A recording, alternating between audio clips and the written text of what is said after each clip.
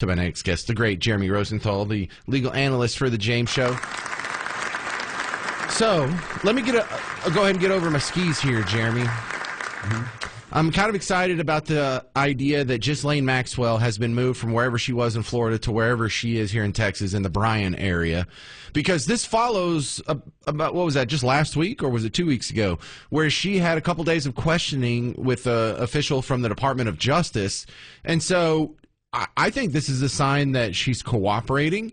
She's naming names, and accommodations are being made to facilitate getting this information out. Am I jumping the gun here, or does that seem right to a lawyer?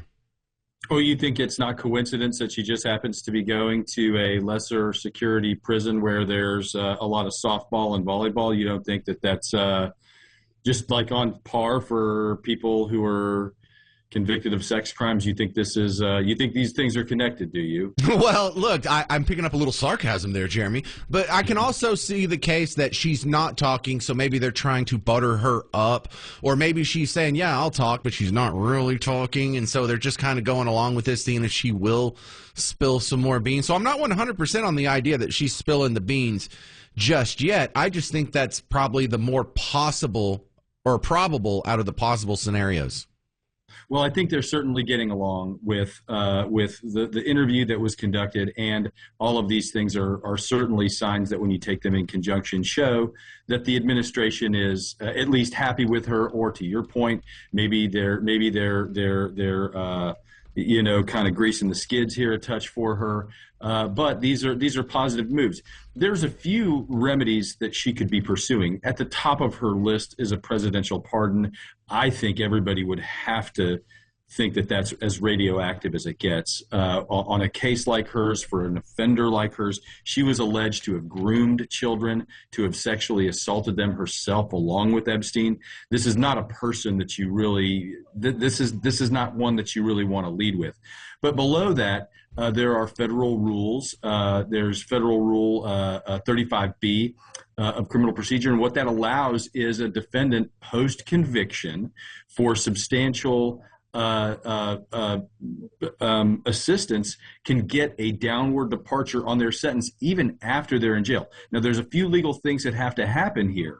But at a minimum, that they could also be just sort of saying, well, we'll give you nicer showers, we'll give you a nicer place to live. So maybe she's looking for all the above, maybe just one of the above, but certainly I think you'd have to say that the administration is encouraged or happy by what she is saying so far. So what about clemency? That's the word I see him asked. Are you thinking about giving her clemency? That seems to be sort of a softer, maybe more politically palatable version of a pardon.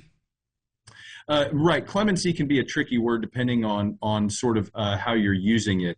But again, clearly, you've got Donald Trump, who is, in some ways, I mean, look, his bacon has been in the fire over this issue with the Epstein files, saying that his name has appeared there. He's got his personal lawyer, Todd Blanche, who's there. You would think that she is going to the top of the food chain. She's openly said she wanted a pardon. Now, what offender wouldn't say that, right?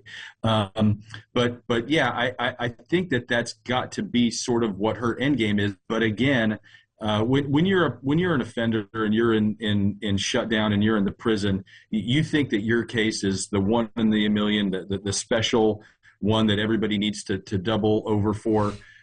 But again, you tell me, James. To me, it's political kryptonite. I can't think that Trump would do that. Maybe he will, but it would take some really unforeseen testimony or changes for that to just be sort of Wednesday. You know, I think it wouldn't be political kryptonite if we take down significant people. Because I think most of us would be okay trading Ghislaine Maxwell if it takes down 10 of the billionaire oligarch elites from around the world, you know, because there's always been sort of this conspiracy theory of an elite group of pedophiles that are puppet masters pulling the strings behind all the people in positions of power. And if, you know, you take down 10 of the billionaires and it's people you know, it's like a Bill Gates, and it's, you know, Prince Andrew finally goes down, and maybe some of these Hollywood people like a Puff Daddy and I'm just throwing names out there. I'm not saying they're on the list. I think if you get some big names and you get some big trophies, Ghislaine will be easily overlooked. Maybe, but you got to remember this too, James. It's really hard to take this woman at her word. She's going to have to point to documents. She's going to have to point to evidence. She's going to have to point them to things that they either don't already know or verify things that they're uncertain of. But Jeremy, don't they already know this from her trial? She's in jail for sex trafficking, and you figure at the trial they would have established to whom. Well, she didn't testify at her trial, and when you're talking and you're providing, but the girls did. What's that? But didn't some of the girls? Oh, yeah. Well, the accusers of her did, but she knows where all the bodies are buried. For Epstein, she knows a lot more about the lists and the transportation and all these things. And that's what makes this, I think, I think that's what makes this a little bit difficult for her, because I think we already know a lot of the universe that's out there. So what is it, Ms. Maxwell, that you're going to point to that we don't already know, that we can do more than take your word for? That's one of the tensions that I see with her cooperation here. And again, I don't know that she's ever been interviewed necessarily in this capacity.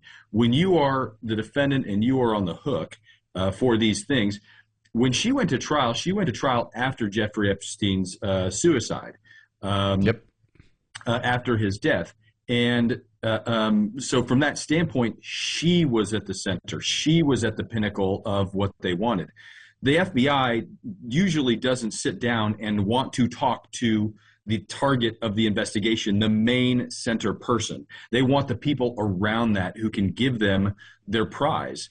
She was the prize in that whole trial. Now, it may be that, again, to your point, that she's got some evidence, she's got the goods on some of the other folks. That could very well be the case. But again, I think we're going to have to, I think it's going to have to be really good in order for her to get to somewhere that they're talking to about a pardon, because a pardon is a political question, really. Jeremy Rosenthal, you don't sound very optimistic that we're going to get anything out of this. We've known about Epstein and all of his exploits and shenanigans for a long time. And listen, inmates get interviewed and inmates point a lot of fingers, and that's common for them. She's got a lot of incentive to point fingers in different places.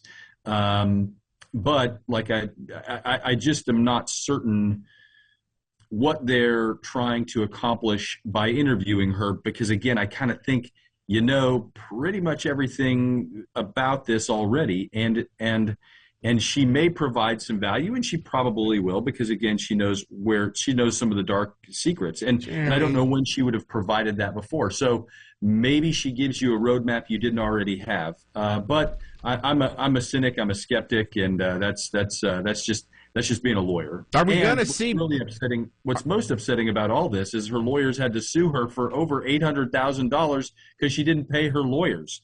That's particularly upsetting to the lawyers here. Yeah, a lawyer not getting paid. This is what you're worried about, Jeremy Rosenthal. Are we going to see millionaire pedophiles go to jail? Yes or no? We're kind of out of time, but just yes or no. Well, I hope if they're out there and they're guilty, I hope that justice is served. All right, you can find him at TexasDefenseFirm.com. This is a great Jeremy Rosenthal, legal analyst for The James Show on WBAP. Thank you, sir. Thanks, James. Have a great weekend.